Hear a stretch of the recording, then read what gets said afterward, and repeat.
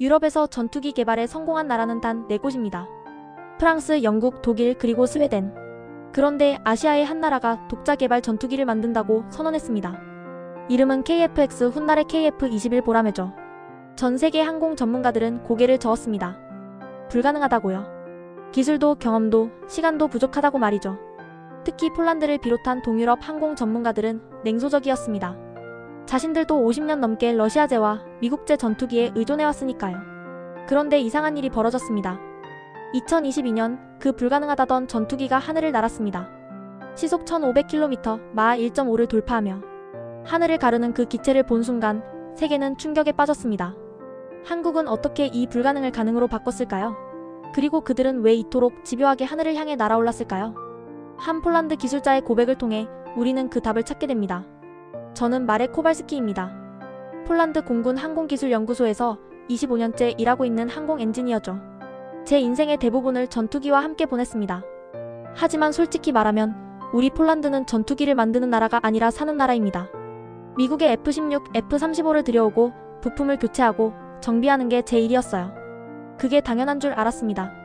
2011년 어느 날이었습니다. 동료 한 명이 웃으며 제게 기사 하나를 보여줬어요. 마렉, 이것 좀 봐. 한국이 전투기를 직접 만든다는데? 처음엔 농담인 줄 알았습니다. 한국이요? 물론 한국이 조선업이나 반도체로 유명한 건 알고 있었죠. 하지만 전투기는 완전히 다른 차원의 문제입니다. 엔진, 레이더, 항전 장비, 무장체계까지 모든 게 최첨단 기술의 집합체거든요. 설마 진짜겠어? 아마 미국 기술 라이선스 받아서 조립하는 거 아닐까? 우리는 그렇게 넘겼습니다. 그냥 또 하나의 야심찬 계획이겠거니 했죠. 솔직히 관심도 없었어요. 그런데 시간이 흐르면서 이상한 소식들이 들려왔습니다. 한국이 인도네시아와 공동개발 계약을 맺었다는 소식, 시제기 개발에 착수했다는 소식, 그리고 미국이 핵심 기술 이전을 거부했다는 소식까지요. 특히 마지막 소식을 들었을 땐 피식 웃음이 나왔습니다. 거봐, 결국 미국 눈치를 봐야 하는 거잖아. 독자 개발이라더니. 제 주변 동료들도 비슷한 반응이었습니다. 유럽 항공업계 세미나에서도 한국의 KF-X 프로젝트는 자주 화제에 올랐어요. 하지만 대부분 회의적이었죠. 기술 이전 없이 어떻게 전투기를 완성한다는 거야? 저도 그렇게 생각했습니다. 전투기 개발이란 게 그렇게 호락호락한 게 아니거든요. 2015년쯤이었을 겁니다. 폴란드 국방부에서 새로운 전투기 도입 계획을 발표했어요. 저는 그 프로젝트 기술 자문으로 참여하게 됐습니다. 보고서를 작성하면서 한국의 KF-X 프로젝트 진행 상황도 한번 살펴봤습니다. 놀라운 건 그들이 멈추지 않고 있다는 거였습니다. 미국의 기술 이전 거부에도 불구하고 한국은 자체적으로 핵심 부품들을 개발하고 있었어요.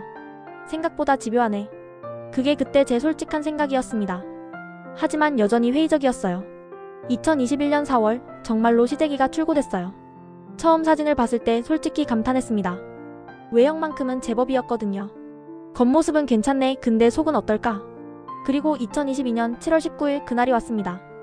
KF-21 보라매의 초도 비행 소식이 전 세계로 타전됐어요. 저는 사무실에서 유튜브 생중계로 그 장면을 지켜봤습니다. 솔직히 큰 기대는 없었어요. 하지만 제 예상은 완전히 빗나갔습니다. 화면 속에서 보라매는 힘차게 활주로를 박차고 하늘로 솟아올랐습니다. 그것도 아주 안정적으로요. 기술을 들어 올리는 각도, 상승 속도 모든 게 완벽해 보였어요. 와! 저도 모르게 감탄사가 나왔습니다. 초도 비행치고는 너무 매끄러웠거든요. 초도 비행 성공 소식은 유럽 항공업계에도 빠르게 퍼졌습니다. 하지만 여전히 많은 전문가들은 신중한 반응이었어요. 초도 비행이야 성공했지만 진짜는 지금부터야. 2023년 1월 보라매가 초음속 비행에 성공했다는 소식이 들렸습니다. 마하 1.5 음속을 돌파했다는 거였죠. 대단한데. 이제 주변 동료들의 반응도 달라지기 시작했습니다. 더 이상 비웃는 사람은 없었어요. 그해 여름 저는 폴란드 국방부 대표단의 일원으로 국제항공우주 박람회에 참석하게 됐습니다. 영국에서 열린 행사였는데 한국도 부스를 차리고 있었어요. 저는 한참을 그 화면을 바라봤습니다. 영상 속에서 보라매는 급상승, 급선회, 배럴롤 같은 고난도 기동을 선보이고 있었습니다. 인상적이죠? 옆에서 누군가 한국어 억양이 섞인 영어로 말을 걸었습니다. 한국항공우주산업 직원이었어요. 네 꽤. 아니, 아주 인상적입니다. 많은 분들이 처음엔 믿지 않으셨어요. 한국이 전투기를 만들 수 있을 거라고요. 솔직히 저도 그랬습니다. 괜찮아요. 우리도 처음엔 확신이 없었으니까요. 하지만 멈추지 않았죠. 안 되면 될 때까지 하는 거였어요. 호텔로 돌아와서도 그 젊은 엔지니어의 말이 머릿속을 맴돌았습니다. 안 되면 될 때까지 하는 거였어요. 2024년 가을, 저는 폴란드 국방부로부터 한 통의 공문을 받았습니다. 한국 정부가 보람의 시연 초청장을 보냈다는 내용이었어요. 저는 망설임 없이 참가 신청을 했습니다. 직접 보고 싶었어요. 2024년 11월, 저는 인천공항에 내렸습니다. 한국은 처음이었어요. 다음날 아침, 우리 일행은 사천에 있는 한국항공우주산업 공장으로 이동했습니다. 공장 입구에 도착했을 때 가장 먼저 눈에 들어온 건 경납고 앞에 서 있는 보라매였습니다. 저게 정말 저도 모르게 중얼거렸습니다. 실물은 사진보다 훨씬 더 인상적이었어요. 한국항공우주산업의 수석 엔지니어가 우리를 안내했습니다. 중년의 남자였는데 피로한 기색이 역력했지만 눈빛만큼은 빛나고 있었어요. 어서 오십시오. 저는 KF-21 개발 책임자 김태훈입니다. 그의 설명이 이어졌습니다. AESA 능동전자 주사식 레이더, IRST 적외선 탐색 추적 장비, 전자전 장비, 그리고 무장 통합 시스템까지요. 놀라운 건 이 모든 시스템이 자체 개발됐다는 겁니다. 물론 엔진은 미국제를 쓰고 있습니다. 하지만 그 외의 핵심 항전 장비, 소프트웨어, 무장 체계는 모두 우리 손으로 만들었어요. 얼마나 걸렸습니까? 전체 개발 기간이요. KF-X 사업이 공식적으로 시작된 게 2015년이니까 초도 비행까지 7년 정도 걸렸네요. 하지만 사실 그 이전부터 준비는 하고 있었습니다. 연구 단계까지 포함하면 거의 20년이죠. 20년. 한 세대가 지나가는 시간입니다. 오후에는 실제 비행 시연이 예정돼 있었습니다. 우리는 활주로 옆 관제탑 전망대로 이동했어요. 곧 시작됩니다. 안내 직원의 말에 우리 모두 긴장한 표정으로 활주로를 바라봤습니다. 저 멀리서 보라매가 활주로로 진입하는 게 보였어요. 그리고 순식간에 하늘로 치솟았습니다. 와! 누군가 탄성을 질렀어요. 저도 숨을 죽이고 지켜봤습니다. 보라매는 급격한 각도로 상승하더니 순식간에 구름 위로 사라졌어요. 그리고 잠시 후 다시 나타나 각종 기동을 선보이기 시작했습니다. 배럴롤, 인멜만 턴, 스플릿-S 하나하나의 기동이 정확하고 역동적이었습니다. 특히 고속 선회를 할 때 기체가 보여준 민첩성은 정말 놀라웠어요. 마지막으로 보라매는 적어도 고속 비행을 선보였습니다. 활주로 위를 거의 스치듯 지나가는 그 모습은 정말 압권이었어요. 저건 진짜야. 옆에 있던 폴란드 공군 대령이 중얼거렸어요. 저도 고개를 끄덕였습니다. 저건 단순한 시제기가 아니었어요. 실전 배치 가능한 완성형 전투기였습니다. 저녁에는 기술 설명회가 이어졌습니다. 각 분야 전문가들이 나와 보라매의 세부 사양과 성능을 설명했어요. 질의응답 시간에 저는 궁금한 걸 물어봤습니다. 가장 힘들었던 순간이 언제였습니까? 김태훈 책임자가 잠시 생각하더니 대답했어요. 미국이 핵심 소스코드 이전을 거부했을 때였습니다. 솔직히 그땐 프로젝트가 무산될 수도 있다고 생각했어요. 하지만 팀원들이 포기하지 않았습니다. 밤낮 없이 일하며 자체 소프트웨어를 개발했죠. 그 과정에서 많은 사람들이 번아웃을 겪었고 가족들과 떨어져 지내야 했습니다. 하지만 결국 해냈어요. 그의 눈가가 붉어졌습니다. 우린 증명하고 싶었습니다.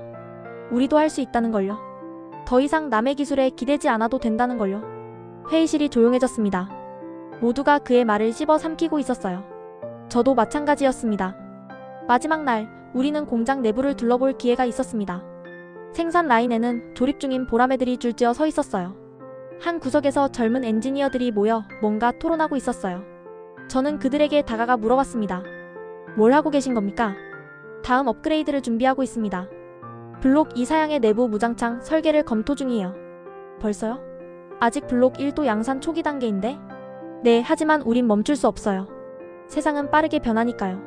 우리가 멈추는 순간 다시 뒤처지게 됩니다. 그의 말에 저는 할 말을 잃었습니다. 저 젊은이들의 눈빛에는 열정과 책임감이 동시에 담겨 있었어요. 폴란드로 돌아가는 비행기 안에서 저는 창밖을 바라보며 생각에 잠겼습니다. 2011년 처음 한국의 전투기 개발 소식을 들었을 때 저는 비웃었습니다. 불가능하다고 생각했죠. 하지만 그들은 해냈어요. 우리 폴란드는 왜 못했을까요? 기술이 없어서? 예산이 부족해서? 아니면 그저 시도할 용기가 없었던 걸까요? 하지만 한국은 달랐습니다.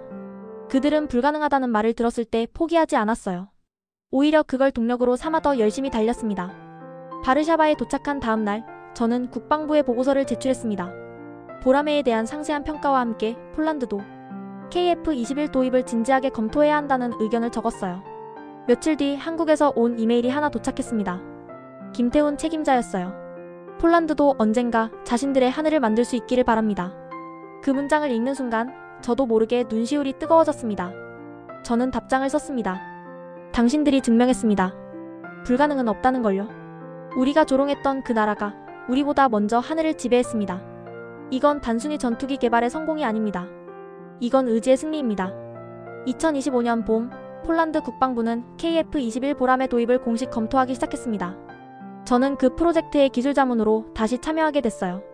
계약 협상을 위해 한국 측 대표단이 바르샤바를 방문했습니다. 김태훈 책임자도 함께 왔어요. 제외한 우리는 반갑게 악수를 나눴습니다.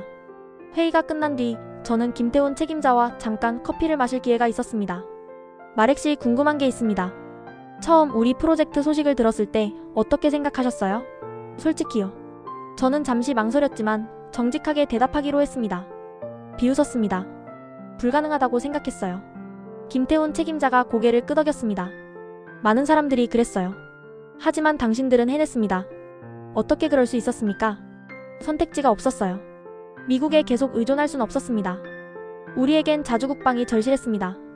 그래서 시작했고 시작한 이상 포기할 수 없었죠. 그리고 우린 믿었어요. 우리가 할 수 있다고요. 폴란드로 돌아온 뒤 저는 후배 엔지니어들과 회의를 했습니다. 회의가 끝날 무렵 한 젊은 엔지니어가 손을 들었어요. 선배님, 우리도 언젠가 우리만의 전투기를 만들 수 있을까요? 저는 잠시 생각했습니다. 모르겠어. 하지만 불가능하진 않아. 한국이 그걸 증명했으니까. 한국도 처음엔 아무것도 없었어. 하지만 그들은 시작했고 끝까지 해냈어. 만약 우리에게 그만큼의 의지가 있다면 우리도 할 수 있을 거야. 지금 제 책상 위에는 보람의 모형이 하나 놓여 있습니다. 한국을 방문했을 때 선물로 받은 거예요. 일할 때마다 그 모형을 보면서 생각합니다. 저 기체에는 20년의 땀과 눈물이 담겨 있습니다. 불가능하다는 조롱을 견디며 미국의 기술 거부를 극복하며 수없이 많은 시행착오를 반복하며 완성한 결과물이죠. 2025년 지금 KF-21 보람에는 여러 나라에서 러브콜을 받고 있습니다. 한때 조롱받던 한국의 전투기가 이제는 세계 시장에서 경쟁력을 갖춘 제품이 된 겁니다. 가끔 하늘을 올려다봅니다. 저 푸른 하늘 어딘가를 보람애가 날고 있을 거라는 생각을 하면서요. 그리고 생각합니다. 하늘은 빌리는 게 아니라 만드는 거라는 걸 한국이 전 세계에 증명했다고요. 우리가 조롱했던 그 나라가 우리보다 먼저 하늘을 지배했습니다. 이건 단순히 전투기 한 대의 성공이 아닙니다. 이건 의지의 승리이고 집념의 결과이며 끝까지 포기하지 않은 사람들의 이야기입니다. 그리고 이제 저는 압니다. 불가능이란 건 없다는 걸요. 단지 아직 시도하지 않았거나 끝까지 해내지 못한 것뿐이라는 걸요. 한국이 그걸 보여줬습니다. 하늘을 빌리지 않고 하늘을 만들어낸 나라 말이죠.